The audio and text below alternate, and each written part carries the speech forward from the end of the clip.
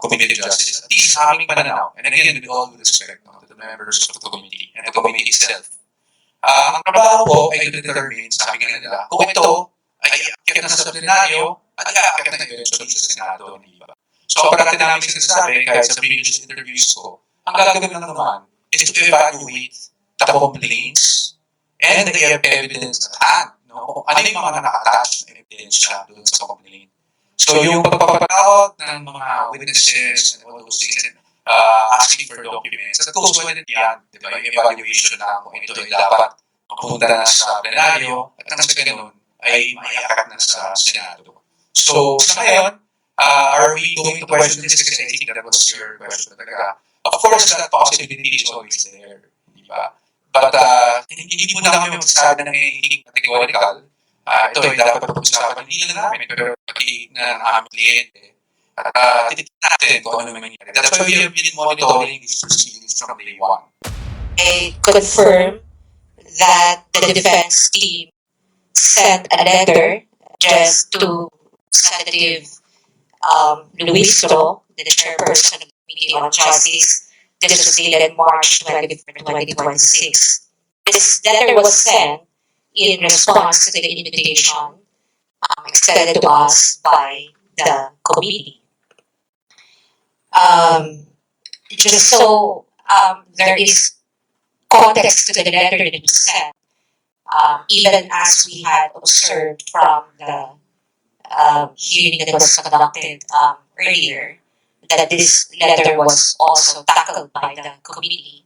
We will just read the pertinent portions so that the public is also informed of the reason or the reasons stated in this letter on why the respondent and the defense team did not participate in the hearing today. So under these circumstances, and considering the public statements made by the chairperson, it appears that the committee intends to conduct a trial. However, with due respect, the Constitution vests the authority and power to conduct trial solely in the Senate, and it is clear and explicit in Section 3, Paragraph 6, Article 11 of the 1987 Constitution, which, as you know, states that it is the Senate that shall have the sole power to try and decide all cases of impeachment.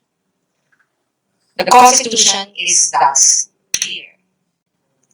It is only the Senate that conduct trial in all cases of impeachment. And while Section 3, Part 2, Article 11 allows the committee to conduct a hearing for submitting its report to the House of Representatives within 16 session days from Rivera, the same does not give the committee any power or jurisdiction to conduct any form of trial, whether mini or full-blown, much less receive and try any evidence. That impeachment rules must be compliant with the Constitution is made clear in Francisco versus House of Representatives, where the Supreme Court declared Section 16 and 17 of Rule 5 of the Rules of Impeachment Proceedings adopted by the then 12th Congress unconstitutional. And in doing so, the Supreme Court reminded it is basic that all rules must not contravene the Constitution, which is the fundamental law. In light of these, while the invitation for the respondent and counsel to participate in the committee's mini-trial is well noted, we cannot, however, do so at this point on the ground that the committee and or the House of Representatives, as well as any of its members, lack jurisdiction to conduct any form of trial or exercise any of its incidents. Absent such jurisdiction, any attempt to proceed in the nature of any form of trial or to invoke powers ancillary to it is unconstitutional. Consequently, the respondent puts on record her objection to any requests, motions, or similar efforts aimed at obtaining or fishing for supposed evidence through processes that necessarily presuppose the existence of lawful authority and jurisdiction under the Constitution, which in this case is absent. As timely stated in the appearance consolidated answer both made at Cotalam, the respondent does not waive any jurisdictional or other objections she has to these proceedings, nor her right to seek the appropriate legal remedies. Nonetheless, she is prepared to meet the charges against her before the proper jurisdiction. Thank you. We will now open the floor to questions para hindi tayo maubos ng oras.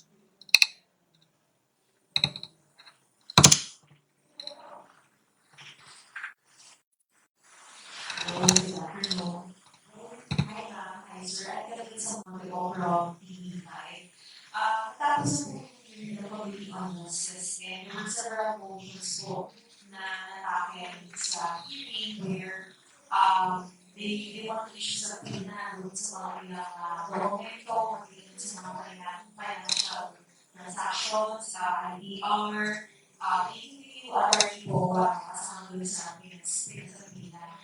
We need to get your reaction on that. And ano po yung magiging po ng defense team since ito nga, may mga na yung committee na mga dokumento na mga presenta o mga atake sa committee.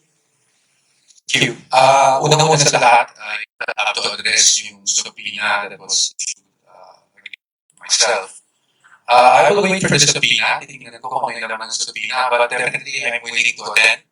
No? Wala akong any intention to evade having to attend before the Committee on Justice.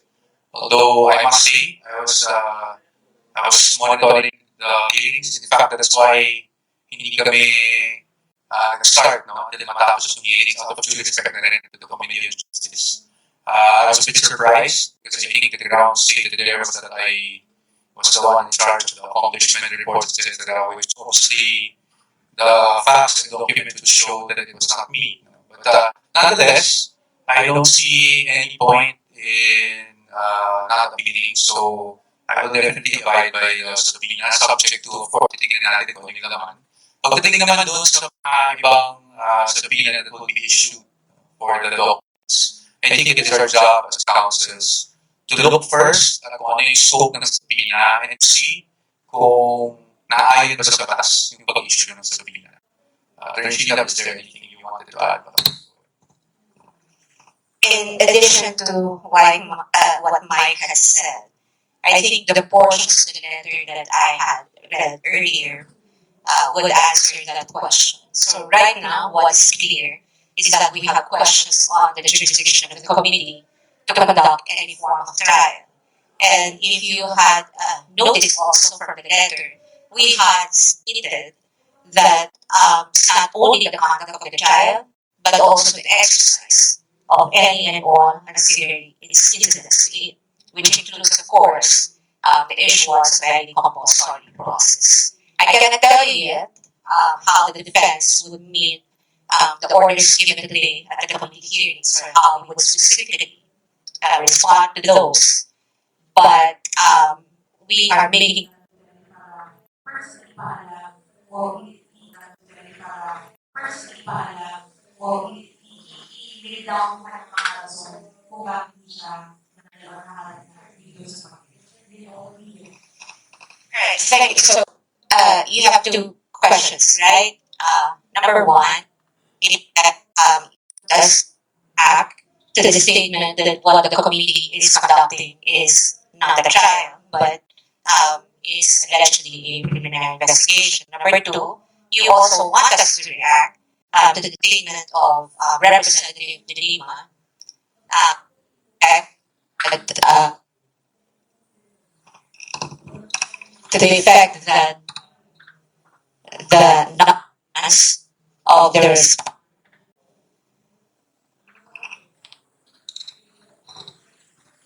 at the committee hearing today is allegedly a disrespect. Let me respond to the second one before I go to the first one. We regret that this is how the good representative feel, but we also had very clearly in our letter and with good intentions, because it is our duty as lawyer to um, put the defense or best defense available for our client. And at this point, we really feel or we believe that the committee really has no jurisdiction to conduct any form of trial. There was no disrespect intended because, in fact, we had responded to the invitation that was extended to us, signed by the chairperson of the committee, and we had submitted this even before the committee hearing today. So we don't know, we don't understand how that could be a form of disrespect. Nonetheless, let me address your question on um, the statement that what is being done at the committee level is a preliminary investigation. They may be referring to the comparison of the committee level proceeding as akin to a preliminary investigation. However, if you have taken note of the past statements by members of the committee, and this is not even something that we said or stated, the term mini trial did not come from the defense. The term mini trial came from members of the committee. And in fact, you only have to look probably in the internet or search them yourselves to know that there have been statements to this effect that what the committee will do is sort of a mini trial. And so our response to that is, given that the Constitution only vests the power and authority to conduct trial in the Senate, then the House of Representatives or any of its committees cannot do that. And I think this is very clear also in the Duterte ruling, both in the 2025 and 2026 decisions of the Supreme Court, that constitutional parameters with respect to the conduct of the entire impeachment proceedings should always be complied with, especially given that it is not only a purely political proceeding, it is also a legal proceeding, and therefore must comply with the fundamental law. And what is our fundamental law? Our fundamental law is the Constitution. You don't even have to write it in any contracts or agreements or any rules. It's being written in every rules, in every contract. That's how fundamental the objection of the respondent is to the committee proceedings.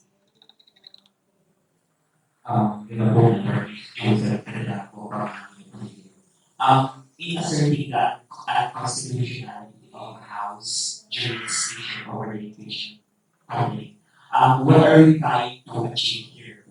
Are we trying to stop the House hearing? Or have we made any legal move na ipalituto? Or it's just a mere portion of the defense? Well, for now, that's really the position of the defense team na unconstitutional yung nangyayaring proceedings, di ba?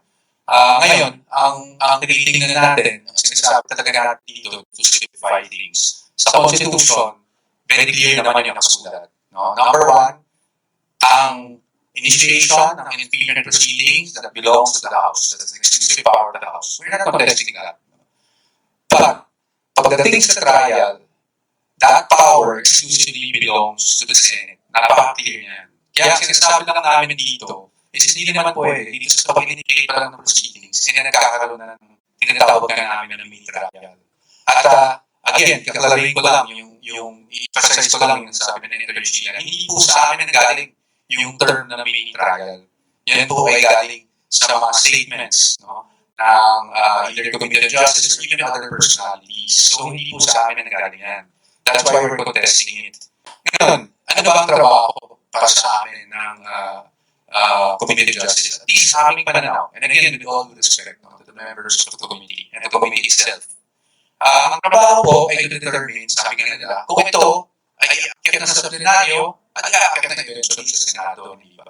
So, parati namin sinasabi, kahit sa previous interviews ko, ang gagawin lang naman is to evaluate the complaints and the evidence at hand. No? Kung ano yung mga naka-attach na ebidensya doon sa complaint. So, yung pagpapatawag ng mga witnesses and all those things, and asking for documents, that goes well and beyond, di ba? Yung evaluation na kung ito ay dapat mapunta na sa plenaryo at nang sa ganun ay maiakat na sa Senado. So, sa ngayon, are we going to question this? Kasi I think that was your question talaga. Of course, that possibility is always there, di ba? But hindi po namin magsasabi ng anything categorical. Ito ay dapat pag-usapan hindi lang namin, pero pati ng aming kliyente. At titignan natin kung ano mangyayari. That's why we have been monitoring these proceedings from day one. And then, we'll let you know kung meron na kaming decision po doon.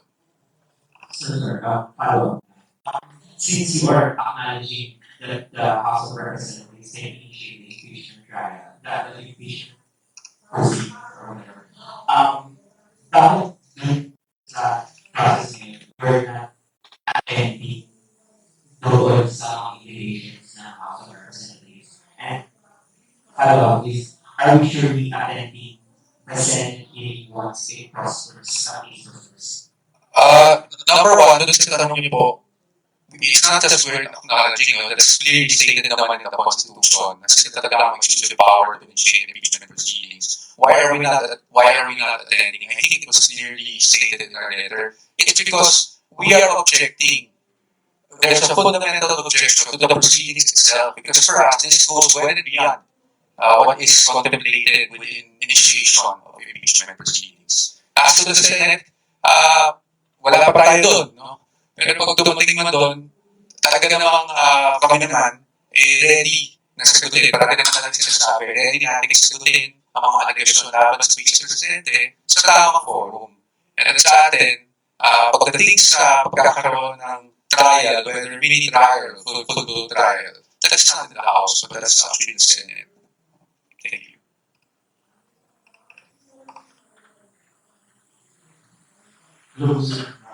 Kanina po inilabas ng statement si Vice President sa akin na sinabi na gawin na public o sinagawa public ay isang fishing expedition. Pero po namin ipalawangan ito bakit ito nakasabi ng Well, again, I have to premise my answer with I'm no longer the spokesperson of the Vice President. So, nakapahirap naman na maglagay ng salita, no? O mag-interpret ng kanyang mga sinasabi. But at least based on our conversations, nakikita naman natin, yun naman talaga ang posisyon natin when you evaluate these impeachment complaints. The evaluation must solely remain with the complaints and the pieces of evidence attached. Ngayon, if you will go beyond the evidence attached and start asking for documents left and right, when our first argument nga, kung matatandaan nyo, is naman ng ultimate facts, yung complaints. No?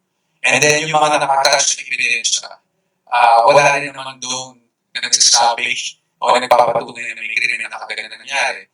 And so if you go beyond that, that is what we're saying na fishing expedition. No? Malamang yun na rin ang pinaparating ng ating Vice Presidente. Pangalawa, katulad ng mga issue na nilabas sa kanyang salin. Doon sa desisyon ng Supreme Court sa Duterte versus House of Representatives, malinaw na nakasala doon na ang impeachable offense ay yung mga offense na allegedly na-commit ng impeachable official within his or her term. At malinaw naman doon sa pinakita na karamihan doon sa hinging documents ay not within his or within the term of the Vice President in this case. So, marahil doon nagagaling ang ating Vice President.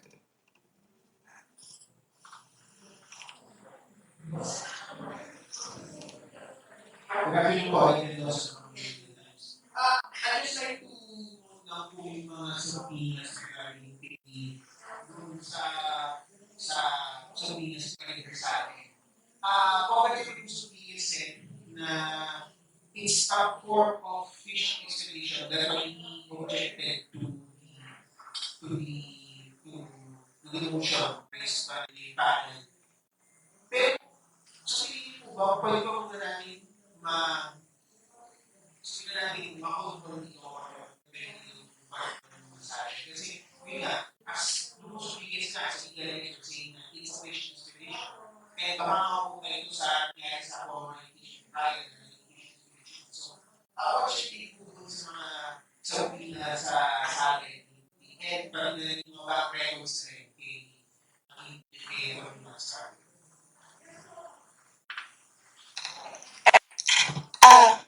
I think I've made this clear. Also, again, say that if the objection of the respondent goes into the matter of jurisdiction, meaning does the committee have any power authority to conduct a mini trial or whatever it is that they will call it, including the examination, cross-examination of witnesses, issuance of compulsory processes for the introduction, reception, and examination of evidence. Our position has been made clear in the letter. That authority, all the incidents of that authority should only be exercised by the Senate. Because why? Again, we go back under Article 11, Section 3, Paragraph 6. It's only the Senate that can conduct trial, that can examine witnesses, that can cross-examine witnesses, that can issue subpoena for the production of evidence. In fact, if someone here earlier asked, this is akin to a preliminary investigation, under the current rules of preliminary investigation and inquest proceedings, even the matter of deciding or resolving the complaint is only limited to the complaint and the counter affidavits of the respondent and other affidavits and the evidence at hand. Nothing beyond evidence at hand. And let me clarify this because it might be that the idea that just because the respondent did not appear and sent through lawyers stating the reasons for non-appearance, which raises issues of jurisdiction, doesn't mean that she or us, or we, are just raising technical issues. Because I think every lawyer knows that the matter of jurisdiction is always substantive. Cannot even be waived, cannot even be subject of any agreement. Once a body, once a tribunal acts beyond the powers vested in it by the Constitution, that cannot be allowed.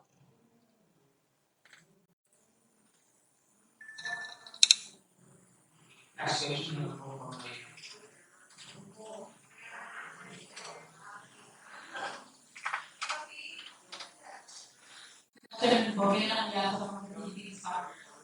Sir, that we categorical about it. So may plan kayo to question dito the constitutional proceeding account. So kailan kayo mag-decide na mag-file na ng petition sa Supreme Court? And second po, ano po yung magiging action natin next? Meron pa na tatong hearings pa ang Committee on Justice. So ganito na rin po kayo sinabi natin na wala atin ng mga lawyers except sa kung nakakali kayo dahil may subpoena kayo. Wala atin na lawyers and even si Vice President sa House. Number one, hindi ko po sinabi may plano. Ang sinasabi ko lang po is, of course, there's always possibility. Alam niyo, maraming nag-frame the past few weeks. Sinasabi, akit yung mga yun sa Supreme Court. As if it's a wrong thing. Our job as lawyers is to protect the client and the rights of the client. against harassment and all of these kinds of things. And sa ngayon, ang sinasabi namin is that is always a possibility. Especially since, hindi ko lang yung sinabi ni Atty. Sheila, her objection to the proceedings is fundamental. Hindi to mere technicality. We are saying na ang sinasagawa ngayon ng committee, at least sa aming pananaw at sa aming posisyon, is labas na sa kapangyarihan nila dahil yung trial, mini-trial, tulo trial is really vested upon the Senate. Ngayon, pagdating sa susunod na hearings, hindi muna kami magkukomento tungkol dyan. Dahil syempre, we are monitoring the developments as they come.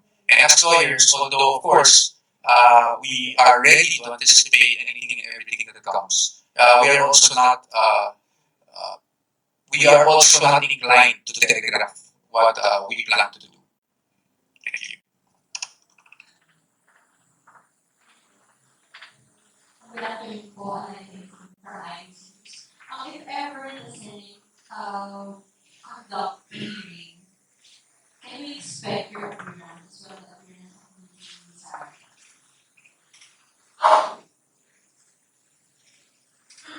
Again, I think our letter is clear.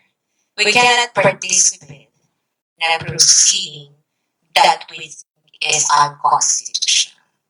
We cannot have the Vice President appear before a body exercising power or authority that is vested by the Constitution in another tribunal.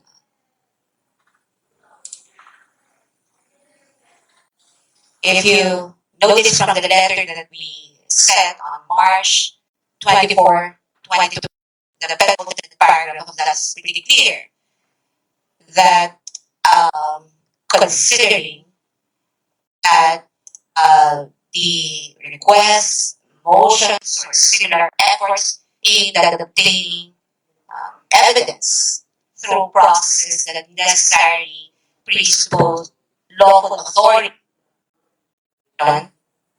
then which in this case we believe is absent, then we cannot participate in the proceedings. This is not even something new. This is something that every lawyer questioning the jurisdiction of the court on behalf of his or her client.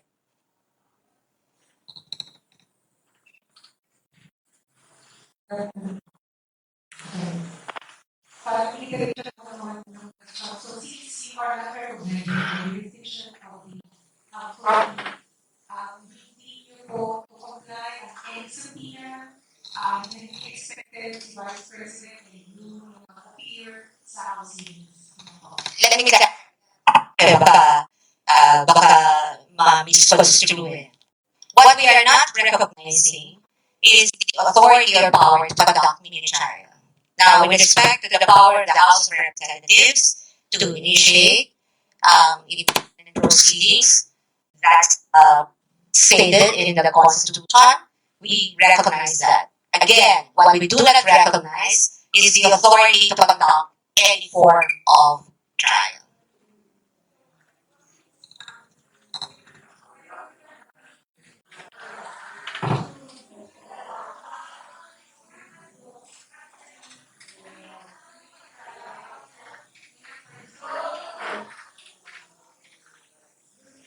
We can't tell you yet what will happen in the next weeks until the committee has concluded its proceedings because, as you know, the committee has just finished the hearing this afternoon, and we have yet also to receive any invitation or notice for the next hearing. But what I can tell you is that every step that we take from here on is deliberate. And those steps would be primarily to protect the interests of our client.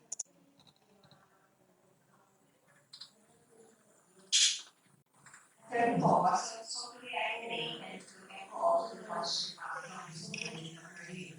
So in favor of them, Vice President, also you agree this being a way you are expecting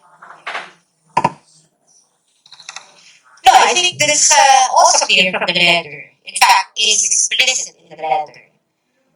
Let me read it again. As timely stated in the appearance and consolidated answer, both made at Kotalam, the respondent does not waive any jurisdictional or other objections she has to these proceedings, nor her right to seek appropriate legal remedies. I think that's quite clear.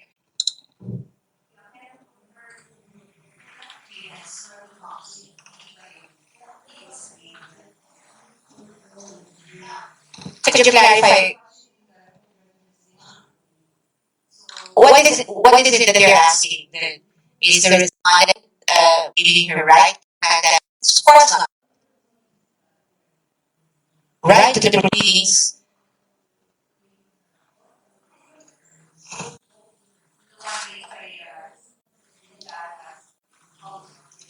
No, definitely not. I think, again, the letter is clear, and our position from the start, starting from the appearance at Kotalam and the consolidated verified answer at Kotalam, up to this point when we sent the letter, is clear.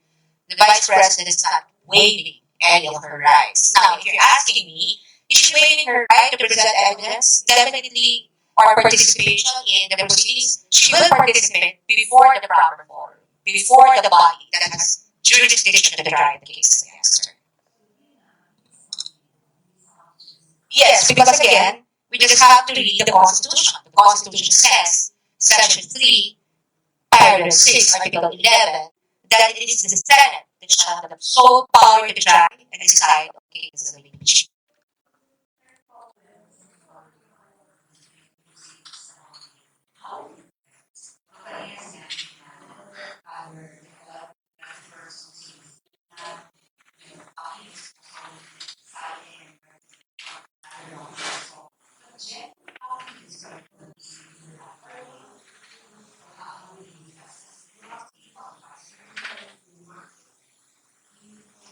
Well, to us, really, we're questioning the proceedings themselves. No? So I don't want to try to describe it, sound tapos as ang description. No? But really, to us, all these things go beyond the powers of initiating an impeachment complaint. And that is why we have already stated on the record our fundamental objection to the proceedings that are being conducted at the moment.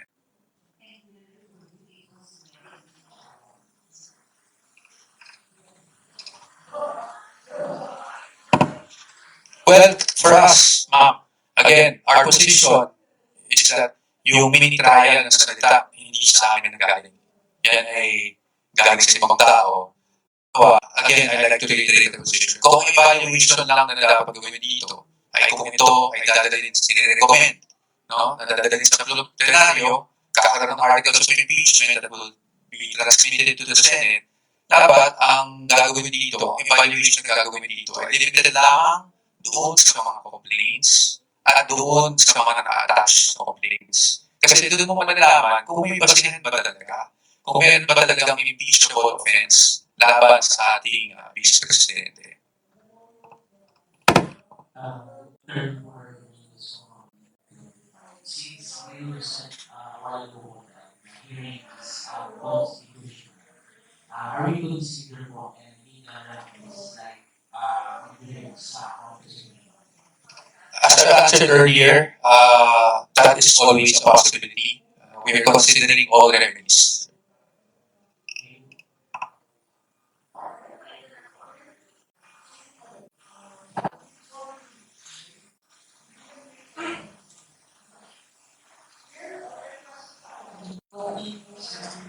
Like po, over release, question na po ay para sa mga kayo ng case na authority sa ating mga kasi hindi na nga po ilaan sa chimney season version is a person that can conduct the shaggy.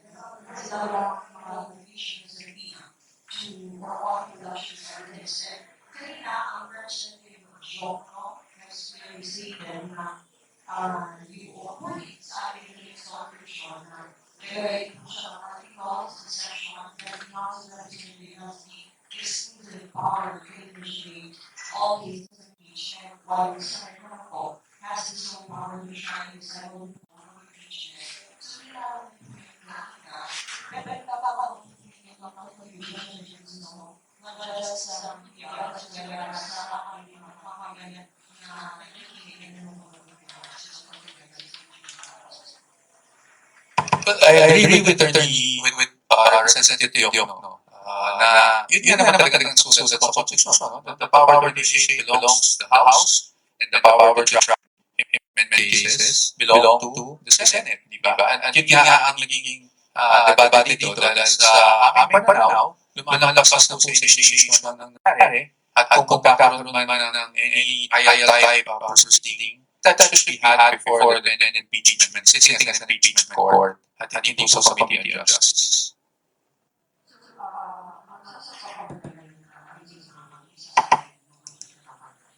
At this point, we're considering all committees, pero ayoko pong sabihin na sasampahan ng kaso or whatnot. We're not in the business of trying to, threaten people with cases. Tama lang po, trabaho lang po ng mga abogado ng Presidente is to protect her rights and interests. So, titignan lang po natin ano mga remedy base doon sa aming fundamental objection of the constitutionality of the proceedings that are being conducted.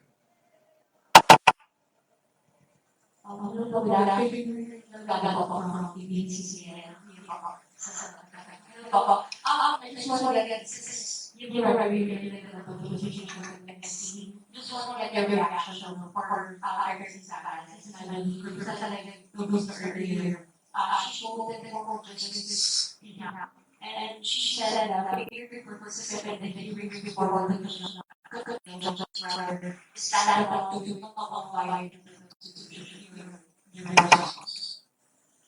Well, first and foremost, there is no rule, law, requiring the respondent to attend the hearings or the proceedings before the Committee on Justice. I think that's clear. Hindi naman dapat natin pagkatihan yun. In fact, it's true also, diba, na if you read the Constitution, wala namang nakasado doon na talagang requiring the Vice President to attend. It's not the first time. Sa ibang impeachment proceedings, hindi naman nag-attend yung high official na i-impeach. So, I don't know where this comes from. But of course, with respect, we would like to state for the record also that with respect to the opinions of lawmakers, of our congressmen, whether it's against us or for us. And the vast majority is legal and political. So, no doubt, politically charged and everyone will have their opinions. And we have to respect everyone's opinion.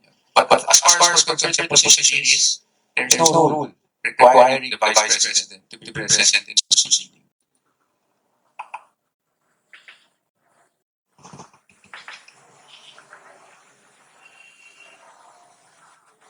Citizenship program hindi ko sa outlook na po yung makasama. Hindi ko sa outlook na po. Whatever yung makasama sa diversity. Moving forward, we will make it a vision sa media. We also plan mga meeting outside the impeachment, outside the meetings sa mga. So, ano yung mga namin thinking at ng diversity.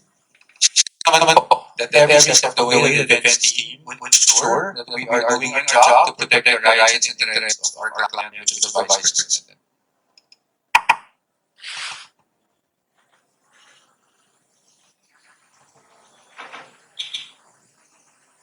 One question from your message na focus sa ako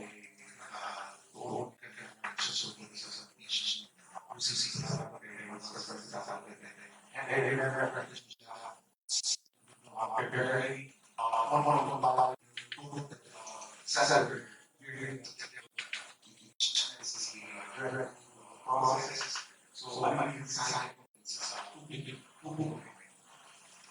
Ako na muna siguro. Sa akin, siguro nagpapasalamat nyo sa pangkapanan natin na patutunan sa sinusuporta ng Presidente. Sa mga kanina, highly debatable political charge matters. lang na may pagkakaiba ng mga opinion, may mga debate. For the defense team, we are here without any intention to debate with anyone. No, we are here just to lay down our position, but at the same time, we'd like to state again that we respect opinions, even though positions are diverse to ours. Siguro ang gusto ko lang linawin is parami kasi sinasabi na hindi sumasagot ang ating Vice Presidente. Hindi po totoo yun. In fact, as early as last year, tutuwa lang sa search of impeachment, nasabi na ng ating Vice Presidente na handa siyang sumagot sa harap ng tamang forum. Lahat itong mga aligasyon na binabato sa kanya. That is also included in the letter that we submitted yesterday. At siguro ang pinaka-importante, let's not blur our legal system, di ba? Ayon sa legal system natin, the burden of proof is actually on the accusers. Doon sa mga nag-allege na may ginawa siyang impeachable offense, the burden of proof lies with them. No? Dapat pakita mo na nila na matibay ang kanilang mga ebidensya. And again, the evaluation should be limited to the complaints that they submit, their allegations to those complaints, and the pieces of evidence attached to those complaints. So again, hindi siya sumasagot ang Vice Presidente. Handa po sumagot ang Vice Presidente at handa po ang defense team ay pagtanggol ng Vice Presidente sa harap ng tamang forum para dito. Thank you. Perhaps my message is, it's the same thing. We appreciate the role that the media has in terms of providing our public with good information. Like good information, I mean something that is not only plucked from the mouth of the person, but something that invites some meaningful discussion about the issues, about the processes, about what we could expect moving forward as a nation. But my main message would probably be something that I would borrow from the case of Francisco Gutierrez, because I think it encapsulates everything that we need to know in respect of the protection and respect of individuals' rights. In that case, the Supreme Court said that the respondent, just because former Chief Justice Davide is Chief Justice, does not imply that he gets to have less in law than anyone else. And the reason is very simple.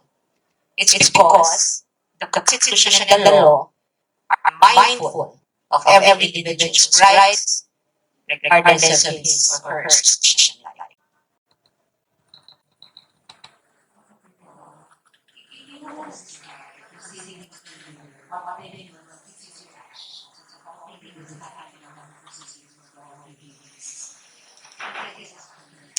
Ma'am, as you know me, I really want to give due respect to our lawmakers. Whatever happened, the proceedings earlier, I think that is within their wisdom. I don't really want to criticize anything or anyone for those meetings earlier. Ang sa amin lang, that is within wisdom of the Committee of Justice. Pero sa amin, that does also prevent us from dealing of remedies kung sa tingin namin meron ng paglabag sa ating batas, mga pangyayari. And that is line together their duty to protect our client, who's the Vice President.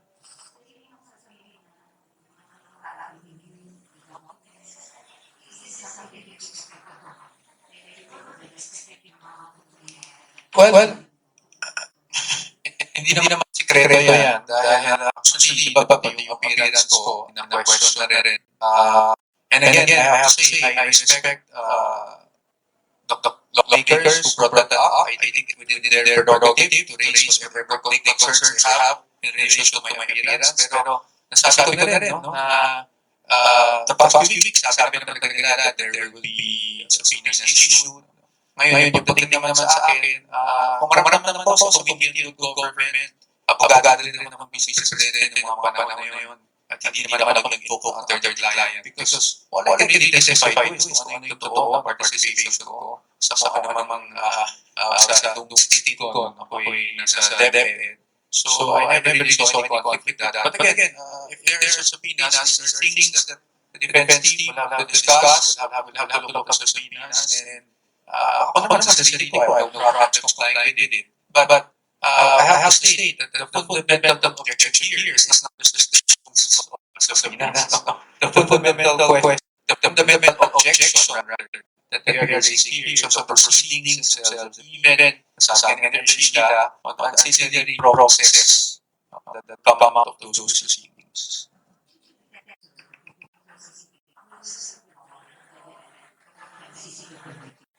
So that's a component.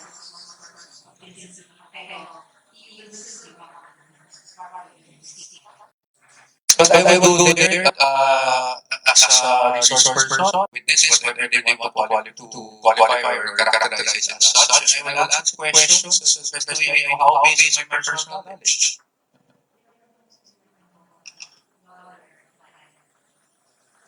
I will not comment on that, pero kung tatanungin naman sa akin, kung tatanungin sa akin sa government, kasi that was very exhaustive. In fact, tatanungin myself, even the attorney Saya was there also. We attended every hearing. We answered all the questions directed to us. And not once did I invoke the attorney-client privilege. Because ang masasagot ko naman kung ano yung nasa personal knowledge ko po. Hindi naman ako pwede mag-fabricate beyond that.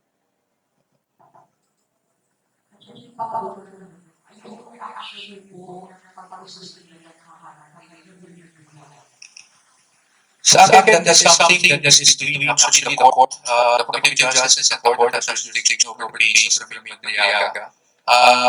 Again, that goes into yung mga process na kasi nito, ibig siya nung mismo proseso na question namin. But as the safety of Mr. Miliaga, hindi kami may hawak ng kaso sa Senator Perlini laban kay Mr. Miliaga. Pero as the safety, gusto naman namin testify siya eh. Diba? Kasi papanan natin pabulanan yung mga sinasabi niya kung hindi na siya papatestify. Doon lang yung forum. But again, at the proper forum. So, kung siya man ay mag-testify, magmamay tayo sa Senate at assuming that there are no constitutional infirmities, at napunta tayo dun sa Senate for the hearing, maybe that's a proper time for us to test his credibility.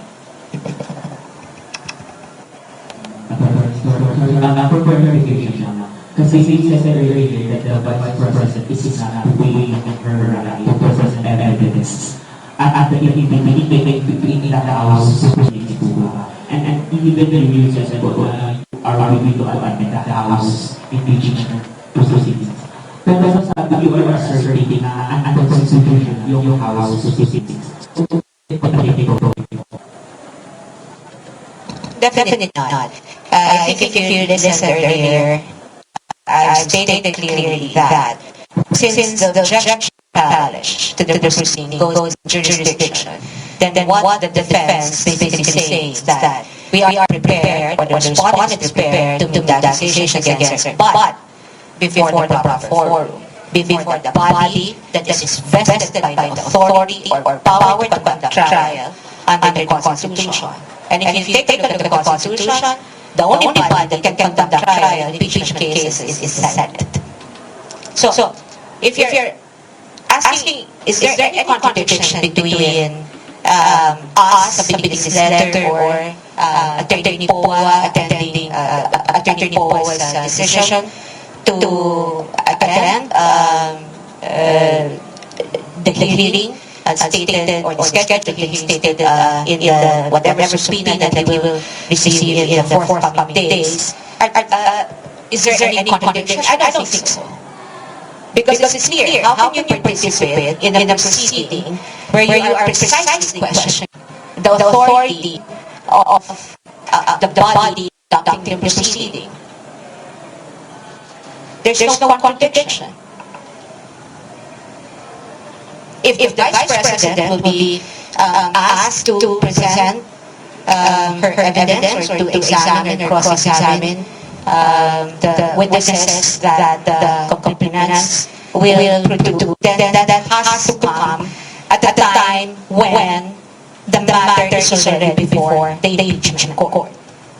And at this point, what the Vice President is saying that, defense team are saying, is that she does not waive the right to any challenge, objections, or any of her constitutional rights that even the Supreme Court had said in the recent resolution, the Duterte ruling,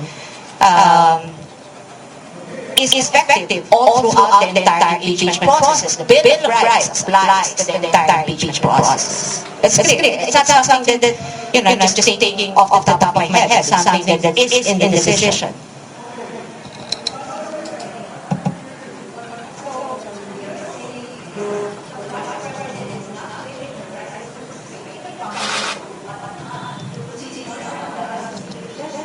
Correct. To send for the hearing, maybe that's a proper time for us to assess his credibility. For clarification lang, kasi you said earlier that the Vice President is not weighing her right to present evidence at the in the House and even you said are we to amend the House impeachment proceedings. Pero sabi you are asserting na unconstitutional yung House proceedings. Definitely not. I think if you listened earlier, I stated clearly that since the objection challenge to the proceeding goes to jurisdiction, then what the defense basically says that we are prepared, or the respondent is prepared to make the accusation against her, but before the proper forum, before the body that is vested by the authority or power to conduct trial under the Constitution. And if you take a look at the Constitution, the only body that can conduct trial in impeachment cases is the Senate. So if you're asking, is there any contradiction between us submitting this letter or Attorney Poa attending Attorney Poa's decision to attend the hearing stated or scheduled to be stated in the whatever subpoena that we will receive in the forthcoming days? Is there any contradiction? I don't think so.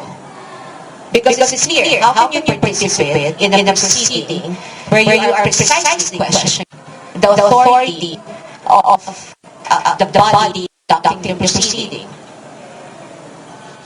There's no contradiction. If the Vice President will be asked to present her evidence or to examine or cross-examine the witnesses that the complainants will produce, then that has to come at the time when the matter is already before the impeachment court. And at this point, what the Vice President is saying that, defense team are saying, is that she does not waive the right to any challenge, objections, or any of her constitutional rights that even the Supreme Court had said in the recent resolution, the Duterte ruling, is effective all throughout the entire impeachment process. The Bill of Rights applies to the entire impeachment process. It's clear. It's not something that, just taking off the top of my head. It's something that is in the decision.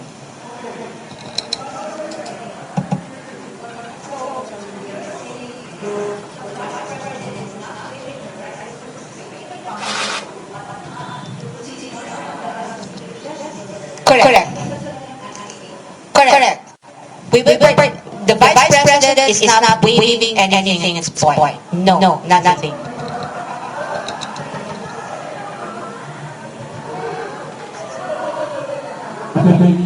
Of course, nagdusok na right now na issues ng House Justice.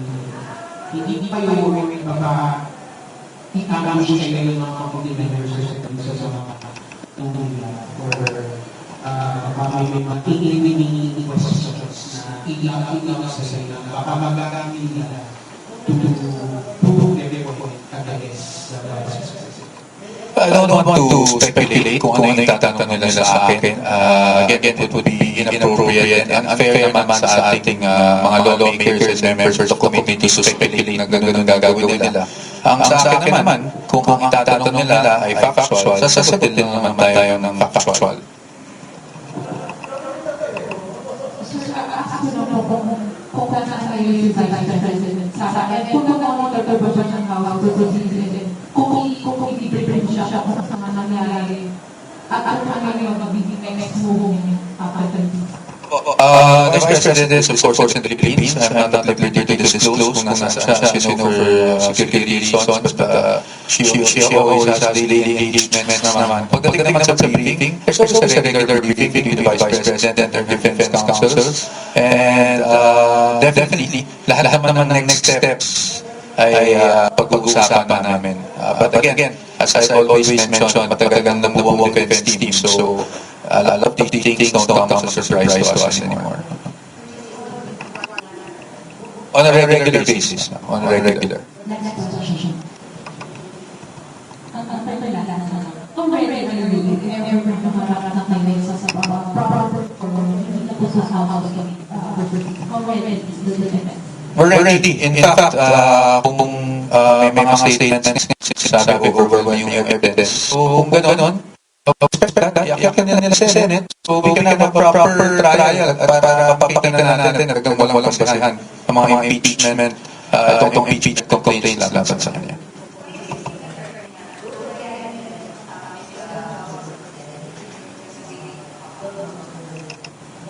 No, we're not saying anything to that effect. As I said kanina, lahat ng legal remedies ay in-explore at ready kami. Actually, alam naman namin lahat ng legal remedies available. So, titignan lang natin, depending on the developments, kung ano yung pinakamagandang gawin para protektahan natin ng rights ng ating Mrs. President. Pero, kung ito'y aakyat sa Senate, ay handa-handa pa po kami. We did this last year.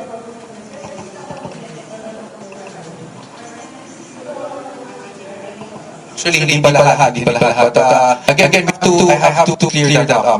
I napag-usap din namin ng Initiative to we can also add on what I say about to say. But I have to give that some context. No? Kasi parang lumalabas, dami magawa ng Vice President, steam lawyers, etc. Alam nyo, ito sa defense team, it is a collaboration between Fortuna Salazar, the law firm, no? And myself and Attorney Reynolds, Martin Luan, Attorney Bodota, and also Attorney Bakal. So, yun talaga yun. Kaya ang dami sa law firm, that's uncommon. Even the small law firm that I have, we have cases for clients. Hindi naman sa tao na nakasign sa case, especially a case as complex as this. Natural lang na sa isang team, marami talagang ka-assign. So, para lang tayo na yung parang sensing 16 laws, parang daming abogado. It's really for purposes which I have to say is taking the lead, no? Here, they're collaborating with us. So, yan po ang nangyari dito. Ilan pa would like to add on? Just a short note. So, tama yung sinabi ni Mike, no? Yung balita na may labing-anim na abogado, si Vice President. Sa totoo lang, the Vice President has our firm as one of her counsel and the 5 collaborating counsel. No? Si Attorney Poa, Attorney Binban, Attorney Saya, Attorney Ralph, and if we will count us, no, including our collaborating counsel, ilan tayo? Anim.